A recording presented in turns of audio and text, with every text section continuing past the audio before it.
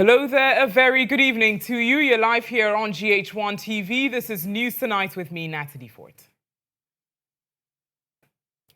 The top stories this evening. The question we ask tonight is, has standards fallen in terms of instilling discipline in school children? We shall bring you a special report on this topic.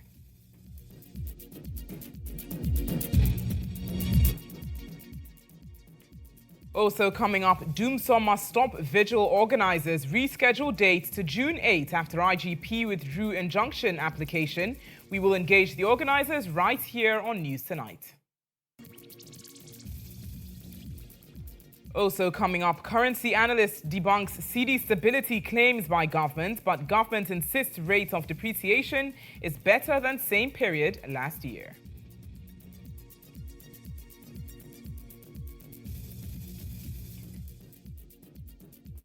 Into 2024 with a cumulative depreciation of 14.2% as of May 20th, 2024, compared to 20.7% recorded in the same period in 2023. Also ahead tonight, retailers of tomatoes are accusing farmers in Ghana and neighboring Burkina Faso of overpricing their produce. Tomatoes here see way set Nyamian Bema way a ton 7.5 and 800 way pent rubber way 200 editing 1.8. We bring you the details of these stories and much more news here on News Tonight Tuesday. You're watching News Tonight here on GHOne TV. Our bulletin streams live for a global audience on Facebook and X at GHOne TV. Top on the news this evening, the wearing of uniforms among pre-tertiary school students in Ghana dates as far back as when formal education began in the country. However, there seems to be a growing trend of improper dressing springing up among many students in second-cycle institutions, right in the glare of the public, especially non-residents who commute to school daily. In the following report, Noreen Abbas delves into the burgeoning issue of improper dressing among pre-tertiary school students in the capital, exploring its causes, consequences, and potential solutions. Dressing well is a form of good manners. This popular quote by American fashion designer Tom Ford stresses why it is important for anyone to dress appropriately to suit not only their age, status, and profession, but by extension, any event they are attending. For young people, especially students in second-cycle institutions acquiring knowledge and moral values, the list when it comes to dressing is not complete without the following attributes: decent, modest, and more importantly, appropriate. Unfortunately, these qualities seem to be lacking for many students in recent times. Over the last few days, the news team has been monitoring some senior high school students to and from school following some observations we made in the weeks leading up to this report. Bushy hair, unbuttoned shirts, belts that were not only loose but half worn, shirts hanging loosely rather than tucked in their corresponding shorts, socks and shoes of different colors and types defeating the uniformity which characterizes secondary education in Ghana were among the scenes our cameras captured. I know there were those who wielded smartphones either doing some listening or surfing. It sprang to mind the question, were these phones in their possession while they were in school? I tried to initiate a conversation with some of them to understand the reason for the lack of concern about how they carried themselves publicly in their uniforms. Try as I did, they wouldn't stop to listen to me. You might be wondering what happened to the strict rules which used to guide students' dressing and general appearance in and out of school, especially when they are in uniform. I sought answers from some parents who used to be in the shoes of these young ones as they juxtapose what it was like in their days compared to what we are seeing now on the streets. During our period, our dressing was very decent. Decent in the sense that when you close, even at home, in the morning when you are going to school, we mingle with the seniors, from 1, from 2, from 3, from 4, we mingle with the seniors. So far as you are your senior, you must be improper dress. But nowadays, look at how they dress. Roughly, even they don't bother to talk to their elders outside anyhow. I think the breakdown of the societal structure is contributing. The children themselves not being disciplined enough is contributing. And also, thirdly, the lapse in the enforcement. In our time, anybody can call you to order if you are not properly dressed. That's the main issue. If you go into school as a student, any parent or any adult who sees you on the way, why are you not tucking? You know that adult can easily walk into your school, report that these guys or these boys were misbehaving along the way, they were not properly dressed, puts a dent on the image of the school you are coming from. And every school will want to protect the image of its school. I mean, the school will want to protect its image. So if you are not properly dressed, you can be called to order by anybody else. So what message does improper dressing convey, especially for young people on their way to becoming adults? Sika Goka, an etiquette coach, explains. I mean, naturally, we're very much programmed to pay attention to first impressions. So if you were to see a student like that, particularly at the start of the day, you would normally look at them and assume that they're not maybe as serious as other students as well. We judge people by their appearance. It may sound like a shallow thing, but we're full of information, and the way that we present ourselves to others tells us something about that person. Is it appropriate to wear sneakers and trainers with that kind of uniform? Absolutely. I mean, I definitely wouldn't believe that trainers form part of any school's dress code, except when you're playing sports or doing PE. So I would really like to look at whatever that particular school's policy is on footwear, because traditionally it should be black and they should be full shoes, not exposing the toes, and at least, you know, black, sort of navy and brown. Those are the sort of colors that you expect to see as footwear. But how long has this trend existed? Are school authorities aware of this development?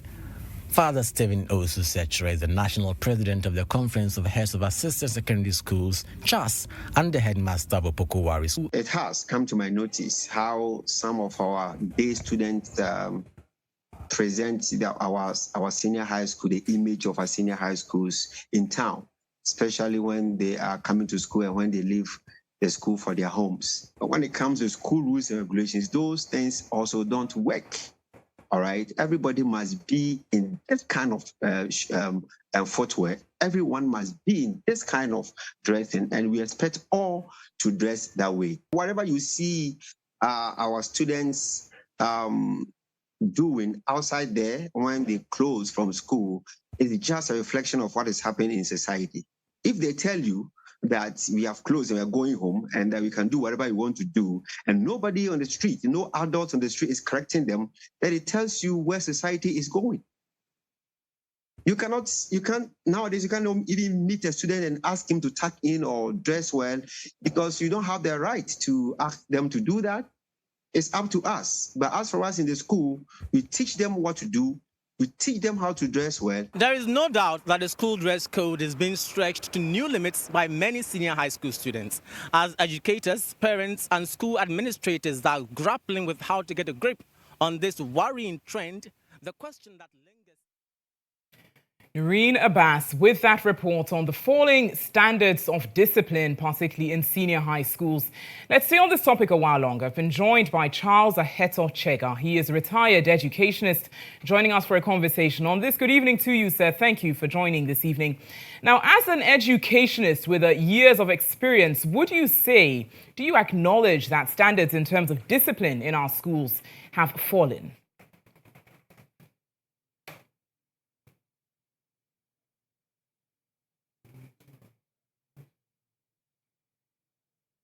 It appears that you are on mute. Can you kindly unmute yourself so that we can hear you?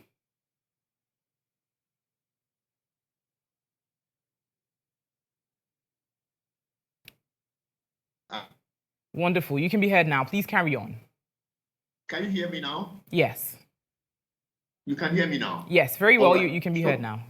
Good. So let me answer your first question. Your first question was, are standards falling? Yes, standards are really falling in our schools. And we really need help to bring things back to normal.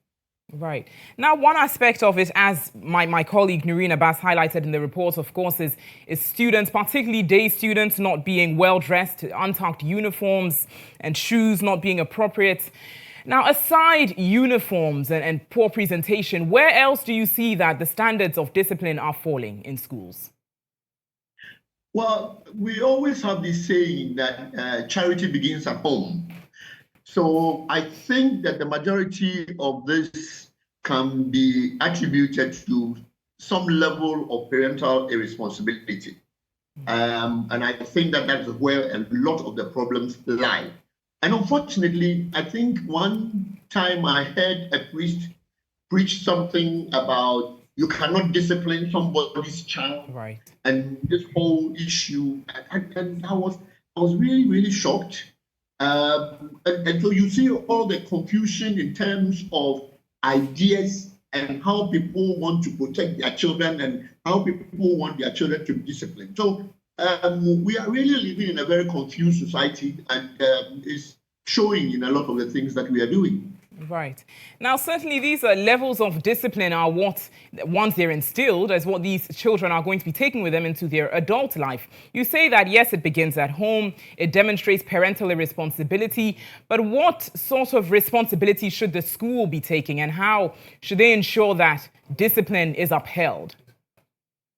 You see the picture that the whole program that was presented puts us in a situation where now you have the school environment and outside the school environment. Right. Now, so when you look at the two, outside the school environment, we now come into society to try and enforce some of its standards. The school does it well, the students will be well dressed. By the time they leave the school compound and outside the gate, they pull their shirts out and begin to do a lot of things which are really, really untoward. And we expect society to begin to continue the work that the school has started. But unfortunately, when you have situations like you cannot discipline somebody's child and you cannot do a lot of things, then everybody gets confused because somebody says, well, I don't want to go and touch anybody's child and then tomorrow I'll be in trouble. So you just keep quiet and watch. That is where we're going. Very well. Charles Ahetochega, clearly highlighting the societal issue even outside of the school environment itself. Thank you for joining us this evening. Retired educationist on that topic of the reduced standard of discipline in senior high schools. You're watching News Tonight. Let's turn to some other top stories this evening. Organizers of the Doomsaw Must Stop demonstration have rescheduled a planned protest to June 8th following withdrawal of an injunction by the Ghana Police Service. The withdrawal of the application was due to the organizers accepting to vary their initial route for the protest. The action filed on May 20 comes after the Accra Region Police Command urged the organizers to consider relocating the planned protest venue. Now, lead convener Selom Dramani Dramado joins me in studio for more on this issue. Selom, good evening to you. It's very good to have you in studio. Now, two key issues here are being highlighted. But first of all, why exactly have you rescheduled the date of the vigil?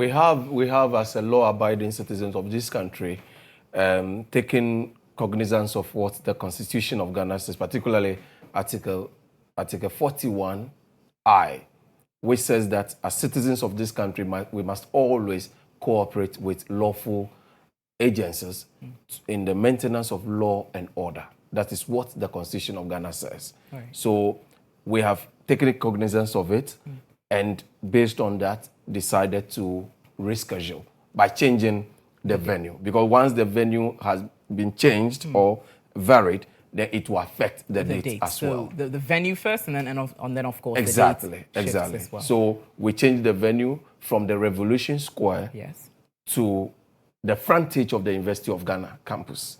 So now the frontage of the University of Ghana campus will now serve as the converging place ground, right, for the Doomsaw Must Stop vigil. So we all converge there and move to the Tetekwashi roundabout, where a podium will be mounted or a rostrum will be mounted for speakers. Okay. Speakers like yourself who are bearing the brunt and the pinch of the devastating effects of the Doomsaw. So you come there, then you also talk and drum home the need for the crisis bedeviling the energy sector to be fixed by Nana Addo Dankwa Akufo-Addo and the gentleman in charge of the energy sector, Matthew Opoku Prempeh, aka Napo, to get it fixed. That the Doomsaw this time is unacceptable. Because the president himself in 2016 and 2020 promised us this, Akufo-Addo's vision. Right. It says his vision. So number 3, where I circled, the president said to us in 2016 that he will do everything possible to make sure that electricity is affordable and reliable to businesses and households. What we are having today, it's not what the president promised us. So even if the light goes off for about 30 minutes, of course, as it you're runs describing counter. it as Doomsaw. Exactly. No, the Doomsaw, it's just a government that is at it again. Not accepting responsibility, you're saying? Yes, because this government doesn't accept responsibility. And that's so nauseating about this administration. At one of our meetings, deliberating on how to get the modalities for this thing to go right. Somebody said something. There's somebody who also participated in the Doomsaw must stop in 2015. Previous. The person said to us that at the time this Doomsaw thing was taking place under Mahama, Mahama and his appointees were respectful. Okay. You understand? At least they respected the views, the frustrations being expressed by Ghanaians. But that is not what is taking place today. What is taking place today is that the president and his appointees, particularly the minister responsible for making sure that there's a reliable, affordable electricity supply, Dr. Opoku Prempeh Napo, he's consistently showing us undisguised scorn. Undisguised scorn. He comes out arrogant. Right. You understand? And condescension. So and you that say is that unacceptable. his posture is one of arrogance, is one of not accepting Exactly. responsibility. Now, just briefly, before the final question, Selom, it appeared, talking about respect, it appeared that you had difficulty accepting the first proposition made by the police as per the route for the vigil. Yeah. Why did it appear that it was so difficult for you? You know, as a revolutionary, as somebody who is, don't describe me as malcontent, but somebody who is not happy about the kind of leadership that is being dispensed to us here. Right. I believe that holding the event at the Revolution Square will bring back that feeling of sense of urgency in officialdom. Okay. You understand? Because the Revolution Square holds that significance. What it symbolizes. Exactly. And its proximity to the presidency, the seat of government. So we wanted to use that as an opportunity to send a message to the president, to deem into the president, drill into him, to feel our frustration. So the president has a ringside view of the frustration, disappointment, and depression this Doomsaw is having. This is why it was difficult for you to accept it initially. So it was taking this decision of varying our venue. Right. It's a painful one. It's a painful one. You admit that it's a painful one. It's a painful one. Now, so now you say you're gathering at the University of Ghana, right? The frontage of the University of Ghana specifically campus. Of the University of Ghana will serve as a convening ground. Exactly. What time exactly is it? That is 2 p.m. It's 2 p.m. So we are converging there at 2 p.m. and we'll close the event, the vigil, at 10 p.m. At 10 p.m. Yes, that is where we expect people like you, eloquent, 2 p.m. articulate, frustrated, depressed Ghanaians to come to that place to give so their speeches. Why should people come? People should come because of the devastating effect of Doomsaw. Doomsaw is destroying businesses. Doomsaw is destroying households. So even this, it's just an opportunity we are creating for Ghanaians to vent their spleen on the government. What sort of speakers are you having? Speakers from all stations of life. Very well. All stations of life who want to mount the stage to ventilate, you understand, to vent their anger, spleen, venom, and vitriol clearly made. So, on the government. So you say June 8th, 2 p.m. up until 10. Exactly. Convening at the University of Ghana. The frontage. The frontage of the University of Ghana. Of the University of Ghana campus to Tetekwashi Roundabout, and we close at 10 p.m. We close at 10 p.m. Selom Dramani, thank you so much. Thank you, and thanks for the opportunity. Good evening to your cherished viewers. Thank you. It's been a pleasure having you this evening. Lead convener of the Doomsaw Must Stop demonstration, joining us there on that issue. You're watching News Tonight. Let's turn to some other stories this evening. Currency analyst Courage Buti has debunked claims by Finance Minister Dr. Amin Adam that the cedi is still strong, arguing the rate of depreciation of the cedi on the retail market is far worse than the depreciation rate same time last year. Despite many business players, including members of GHOne, AGI and the Pharmaceutical Society of Ghana, lamenting over the loss of value of the local currency, which they say has been eroding their capital. But addressing the media on the economy, Finance Minister Dr. Amin Adam said the cedi is still strong, asserting the year-to-date depreciation of 14.2% is an improvement compared to depreciation of over 20% recorded same time last year. The cedi stability has continued into 2024 with a cumulative depreciation of 14.2% as of May 20th, 2024, compared to 20.7% recorded in the same period in 2023.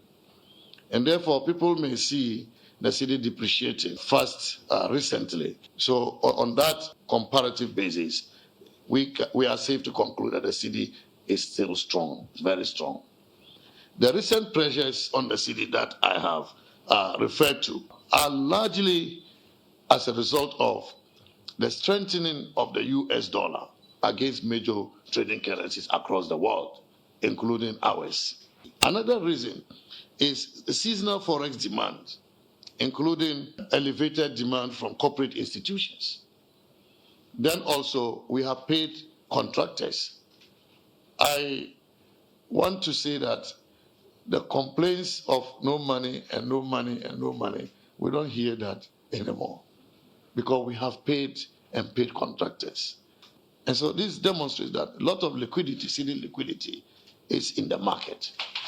And we have seen some people looking for US dollars to buy with the cedis that we have put out there. And so these are some of the reasons, including the payments to IPPs, independent power producers, amounting to some 400 million United States dollars. And so they all put pressure on the cedi. But also, what is known to all of us, the common reason is speculation. So much speculation out there. And we need people to... Well, Finance Minister Dr. Mohammed Amin Adam speaking there. But economist and currency analyst at GCB Capital Limited, Courage Buti, does not believe that the cedi is strong. He joins us over Zoom for a conversation on this. Good evening to you, Courage. Thank you for joining us this evening. Now, you heard the minister speaking there. He says that the cedi is still strong. The depreciation is not as bad as it was at the same period last year. From where you sit, is that in fact the case? Good evening to you and your listeners. Grateful for the opportunity. I see what the minister is trying to do, and I've seen the Bank of Ghana do same. We're playing the numbers game. We are looking at the percentage of depreciation this year compared to last year. But that is almost glossing over very important issues. It's called a base effect. Right. So I do a simple analogy. Assuming exchange rate is today 1 cedi and it moved to 2 cedi, that is a 1 cedi increment in the cedi dollar exchange rate. The rate of depreciation from 1 to 2 will be 50% depreciation. If it moved from 2 to 3 the following year, still it's 1 cedi increment. But then the rate of depreciation would have been 33% and not 50%. It's the same 1 cedi increment. All right. If we move from 3 to 4, it's still 1 cedi, but that will be 25% depreciation based on the formula for calculating depreciation. And this is where the trick is. If we move from maybe 5 to 7, that is 2 cedi, if you like, 2 cedi increments in the exchange rate, but the percentage depreciation would have been about 29% relative to the previous period. And if you move maybe, for instance, from a 9 cedi to 13 cedi, maybe 12 cedi, that's how much? Probably 3 cedi increment in a year, right. But the rate of depreciation would have been 25% compared to 29 the previous year.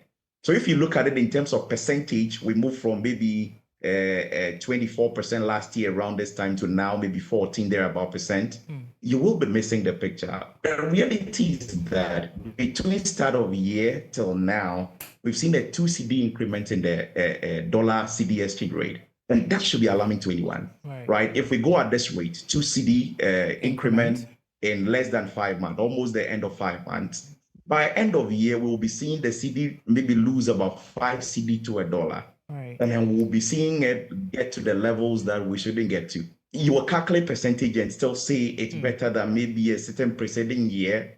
But is that really the case? Why are we playing this numbers game? For me, that is what I believe is lacking in the whole conversation. We're all looking at percentages and doing a game of relative changes without looking at the actual numbers. The base matters, where we are moving from, and the actual changes matter.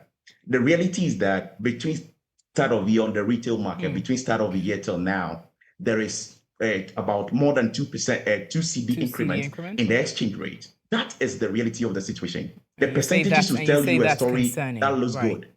But, now, Courage, it doesn't help. You say there's been a 2 cedi increment since the start of the year, and it should be concerning that they're just playing the numbers game. Now, we had the minister, among other things, talk about the role of speculation. How much of an impact does this have on the performance or perceived performance of the season? It is a key factor. It is a very important factor in this whole thing. People don't, but what again I think we are missing is this. It's okay to allay people's fears and try to get them to look at things from the bright side of things and all that. Call it moral switching. It's important, and we need to do it to manage expectations. But the reality is that people just don't speculate. They speculate based on fundamentals. They speculate based on underlying issues. And what are those issues? The issues are that in election years, we always misbehave. Absolutely. Under IMF program, outside IMF program, we always misbehave. The only exception has been 2004, right? And the minister is happy to talk about the fact that we are spending as a nation to support the poor. We're paying contractors, and our expenditure is ahead of target. And he's also saying that our primary balance is about 0.6% of GDP against a period target of 0.2. So we are ahead of what the program assumes, which is typically what you see in election years. The hope is that revenue will perform in subsequent quarters to make up for, if in fact, the overloading of expenditure in quarter one. But then we are again saying that we are fiscal consolidation and keeping the fiscals within check is a key anchor to keeping the city stable. Now, depending on how you want to see it as a consumer who is concerned and faced with prices and the general dynamics of the matter, it's subject to your interpretation. You either trust that revenue will grow in second, third, and fourth quarters to make up, and the fiscals will behave and will be on target, which will avert the chaos everybody envisage, or it can be interpreted as business as usual. So you see, the things that cause the speculation are the sentiment. And we are not tackling the sentiment. The actual sentiment. We're trying to say that there is about $2 billion in dollars coming in the second half of the year. But you can pump in $2 billion, but if sentiments are not right, it will be mopped up in frivolous demand. And so we need to tackle the root sources of the issue. And we are certainly all privy to overspending in election year, the levels of overspending in election year. Thank you for sharing your insight on this issue. Courage Buti joining us there, economist and currency analyst at GCB Capital Limited. More on that subsequently. Let's turn to some other stories this evening. Tomato farmers in Ghana and neighboring Burkina Faso are set to be taking advantage of the scarcity of the fruits to engage in overpricing. This is causing the constant hike in the price of the fruits in the country. My colleague Rosemonda Kuoko Ajete has more in this report. For many Ghanaians, a meal without tomatoes is incomplete, as many of our meals are prepared with this food. But it appears Ghanaians may have to reduce the quantity of tomatoes in their soups and stews as the cost is increasingly rising. It was a scene to behold at some market centres as several retailers spent time bargaining with wholesalers to buy the fruit at an acceptable price.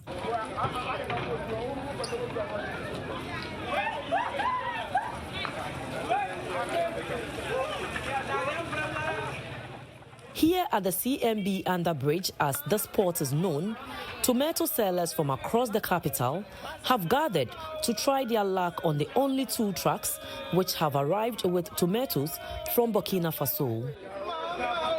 Wanga tomatoes here si we se nyamia bema we a ton 75 and 800 we pent rubber we 200 I did 18 meme tina we meme say mikita sa 200 cedis I mean fat on tomatoes and frank osha mema esa say mean to me to sika na mikita na meto tomatoes 200 ame dia akosha mema ade amato ankakran tanti yesre ye kan ekuafo no Momo shani amanu maye na yansusu ye de ba na manu nso hwamaye ne antumi nton yesre ye kan eni amane ko fafi Burkina na eden eba ba be ye January mu na asentos ho ye den ntimi kokoso line they do 22nd of May kana kwa kodi 1 month so still me buy my book yamana 55 million me 245 47 48 driver give me 40,000 yamana ye meka abasra Ghana ban say obobla o man na obunu o nche na ni so hwedwo fo ma yesu ye ble efise Ghana bibia ni ya enye ye wa dantos yetimi yamane ye ade na Burkina ne de yetimi nya ban bi obeba obekira ye say obetina ye dam ne ade ye akuafo asi ho say obeye bia ma oman no ne yesu ye ho atoyen na Ghana ade ye to atusude nyina ntos ni ye to pa atusude nyina ntos ene ye to it is aban na no aba no onji ye dwadi fo ma ne ho a ye dwadi fo ma ye ne peja oman we yo ye ni ho no ma wo se coat kura mba wo ni da beda go se coat. But the journey to Burkina Faso and Begrosso to bring the fruit is not an easy one for the wholesalers. It's a check into Sanga, say, bomb the money, 55 million old currency, a bit on 60 million, a bush war. Who got on 60 million? Lord can't hang or do 200 million. To 200 over Chama, no one okay anymore. The one who base 60 bosses. Too much chance 200 numbers, I don't want to okay anymore. Oh, yeah, Adaka, I can't. Lord, if you can, you load of expenses, so didn't have a can. No Obama, no, JB baby, not going to be a 68 million, and then 65 million. And the man about was a for the 75, was it so for the 74, Sabia for the 72. What you say? Was a member was saying. So I say, and in 2 Sangasano, Press Sangasate, oh, bush war, and you had a pressure a war. This year, no, a question Burkina, no, a trantem. In Siono shall say, or Entemato, and Tokwan Tokwaso Burkina Hoka Crentino. A question baby or Honma, and I sent Comodo.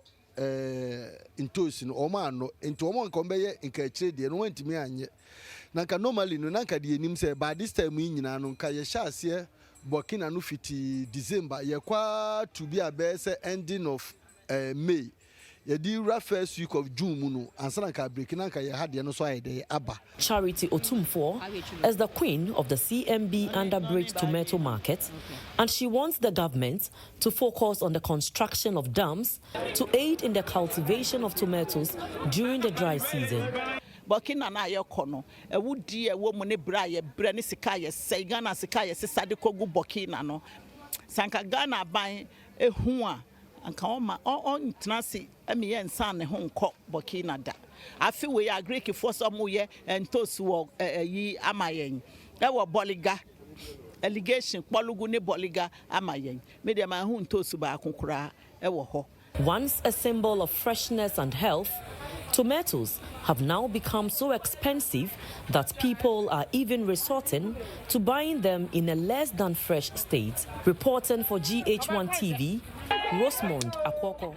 Rosemond Akwoko with that report. You're watching News Tonight here on GHOne TV. We've got more news shortly. Do stay.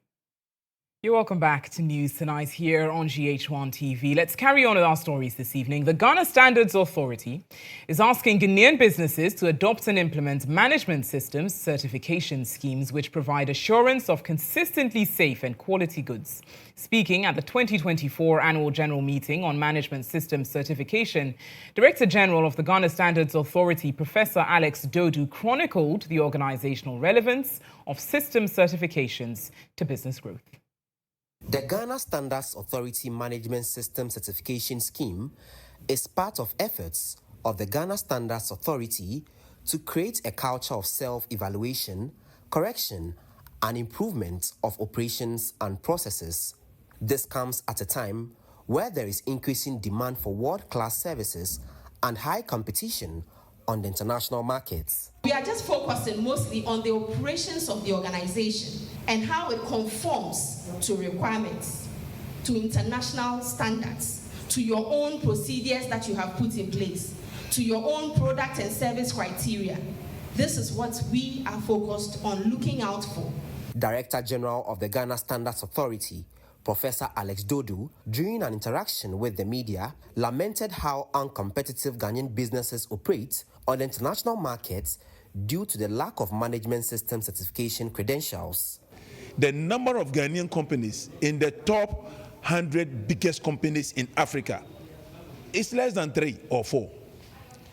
Now that means that we have work to do, and that work, thankfully, is for our companies to be ambitious, to be hungry to make money and profit, and to grow big. To do that, your systems and your procedures should be world-class. GSA has been charged by the laws of Ghana to help you do just that. So this public meeting, the first of its kind, is to ensure that we walk that journey with Ghanaian companies. The 2024 annual general meeting on management system certification, which was themed on unlocking business potential, brought together various stakeholders to refresh them on the certification journey and also discuss and recommend ways of improving the service of the Ghana Standards Authority. We've got business news next. In business news this evening, we put focus on agriculture as some concerned farmers are calling on the government to totally put an end to forward sale policy of cocoa beans that has been in existence for some time now. According to the farmers, the policy is depriving the country huge amounts of revenue as it compels governments to export huge volumes of cocoa beans in its raw state instead of adding value for more foreign exchange. For me, on several platforms, I even don't want to term it as galamsey. I usually use the word surface mining because today we have systems like community mining, which is still surface mining. And we see it to be legal, but it also affects the cocoa situation, that's the environment, the water bodies, just by the fact that we term it as community mining. So the rate at which this surface mining is affecting our cocoa sector is very serious. It's very dangerous because all factors are there to be considered. Climate change, yes, we do agree. Old aging of cocoa trees, we do agree. But today, the rare circumstances and the situation at hand is that the surface mining is leading all the factors. I may say over 80% of our cocoa destruction or the low yield that we're experiencing now can be attributed to galamsey or surface mining. Really? So it's that bad? It's that very, very bad. It's very, very bad. And the attention of the government, stakeholders, traditional leaders have not been drawn to it. And I was glad to hear from the Asante Hene just recently when he celebrated his 25th anniversary. He made it clear that this issue of galamsey or surface mining. In other business news this evening, the Church of Pentecost says the fight to save the environment and water bodies will remain elusive unless authorities take bold steps to punish individuals involved in illegal mining, known as galamsey. General Secretary Apostle Samuel Obuobi maintains that anyone found culpable, regardless of association or political affiliation, must be held accountable and punished by the law. Galamsey is a problem. Galamsey has been a problem, a difficult problem for us to deal with.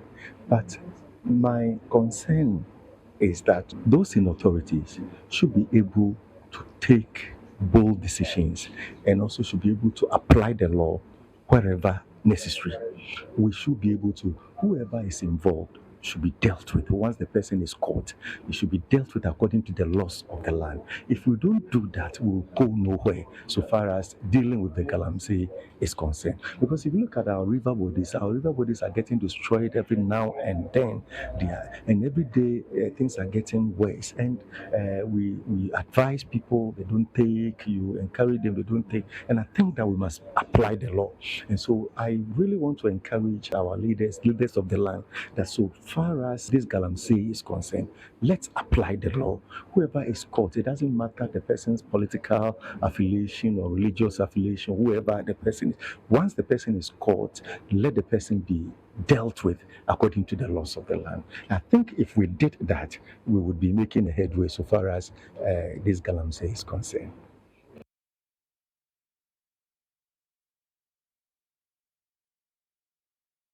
Small and medium-scale enterprises in the coming days are expected to see some boost on the international market. This comes as the Ministry for Foreign Affairs and Regional Integration opened the third Made in Ghana Bazaar in Accra to facilitate the penetration of Ghanaian products and services into foreign markets. The ministry has leveraged a network of Ghana's missions abroad and diplomatic missions accredited to Ghana.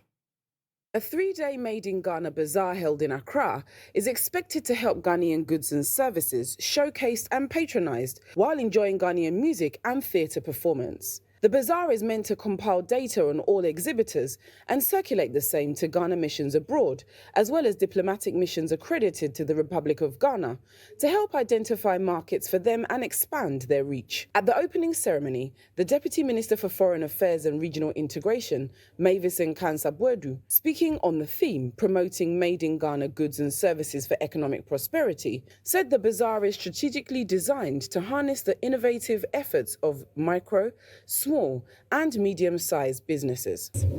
It is in this light that this bazaar is being held with the view of compiling data on our exhibitors and to circulate same with our Ghana missions abroad, as well as our diplomatic missions accredited to the Republic of Ghana to help identify markets for them to expand to other nations. The goal of the bazaar is therefore to facilitate the penetration of Ghanaian products and services into the foreign market through the network of Ghana's mission abroad and diplomatic missions accredited to Ghana, which will invaluably support the growth of our SMEs and provide them with the needed impetus to expand their reach into markets, including the African Continental Free Trade Area. The Minister of Trade and Industry, Kobina Tahir Hammond, said the bazaar will showcase the rich and diverse range of quality products and other expressions of Ghanaian creativity and innovation. The bazaar showcases the rich and the diverse range of quality products and other expressions of Ghanaian creativity, innovation, and unique craftsmanship. Sector to boost production in the industrial sector and expand market access, especially in sectors linked with the processing local raw materials. That's all the business news we've got for you this evening. Do stay with us. Sports news is coming up shortly. You're welcome back. We've got sports news next. In sports news this evening, former Kotoko player Eric Kwabena-Bekoe has attributed the abysmal performance of most local players to time spent on social media. The one-time Ghana Premier League goal king disclosed a player needs ample time to rest and nights before a game, but was sad to note that today's players spend such time on social media, and this affects performance of the players. Eric Bekoe said this on The Game with Benjamin Yamwa and Monica Bukari. It's really affecting the guys, trust me. You see, when you go to hospital and they put POP on your leg, it's not the POP that heals. They are sitting you down, get a good rest. Yeah. Because the bone heals It must heal on its own, naturally. As far as the blood is going Flowing. up and down, then heal. it's healing. That is why we take them to camp, so that they stay can off all the concentrate other- everything. But now, the social media is killing them rapidly. Because they don't have the right rest. Somebody has a match tomorrow. Then you see him around 10 o'clock on social media. Online. Now, I think they are making money on it. I think this TikTok, on TikTok, they are making and money. YouTube and all that. And football is a whole world apart. That's true. That when you want to do, you need to be so professional. You need to stick to it. Me, when I was even in Kotoko, using a mobile phone was a problem for me. You know, we're being sponsored by Tigo. Yeah. So we had credits. We had, getting the credit I all gave the it to my time. boys. Okay. Who am I going to call? Okay. My concentration is. Well, meanwhile, former Hearts of Oak defender Dan Quay has hit out at management of Accra Hearts of Oak for failing to bring on board some influential ex-players to inspire the new generation in difficult moments in the season. The African Champions League winner revealed that no one has ever contacted him to visit camp to motivate the players. We urge the manager. It's a good message you are sending to them. Yeah, they should Yes, the old players, because yes. Yeah. We don't supposed to go there. They're supposed to give us that respect. Okay. Because they know Which we is are the legend. management. Yeah, the management. They know we are legend. I think Kotoko, they used to call their old players so that they will have some competition. Yeah. But they never call No. the As old for half, players to come around. since Togo came, I haven't seen Togo calling with the old players. I think Amakwa went from follow generation to our generation, I haven't seen anything like that. So we wish. Dan Quay speaking on the game there. That wraps up the sports segment this evening. We've got entertainment news next.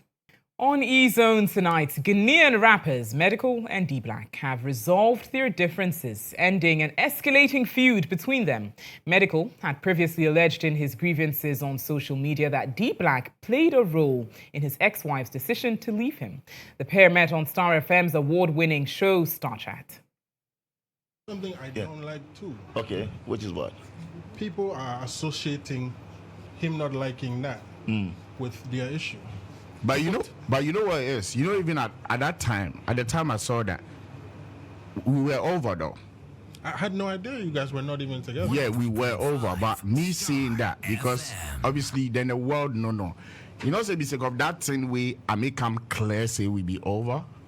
It be sake of that, because bro, I no go like make somebody date town and say things say somebody will still be my wife. That got bro, Melly, do you understand what I'm saying? You should have called me. No. You should have called me and said, bro, Charlie. Well, you know what? Me and Wifey issued that video, then I explained them. So that's what we're man. I think that you've explained your point. You didn't know about Medical says, look, he had to get it off his But you chest. know what my problem is? Yeah, no.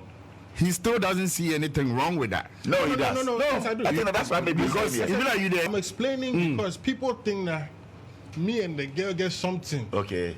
No. I don't think that's what. Bro, I wake up to messages every day. Okay. Today I woke up to like one. So Medical wants never to know see anything yet. No. So Medical says that he wants to say that you are remorseful. I spoiled the man. No. Okay, so Black, let's make progress here. He also wants to know that genuinely, I mean, you were remorseful about it. You wanted, and then let's patch up. That's it. What we tell people is big apology for lighting that. And it's. No, I mean, I'm also sorry for saying fuck you, obviously, but no, you can't say F. the way that you can't say that on radio. Well, that's good to know they resolve your differences there on Star Chat, which airs every Thursday at 7 p.m. on Star 103.5 FM. And on that note, we draw the curtains on News Tonight this evening. It was produced by Musa Lanza. I'm Natalie Ford. Have a wonderful evening.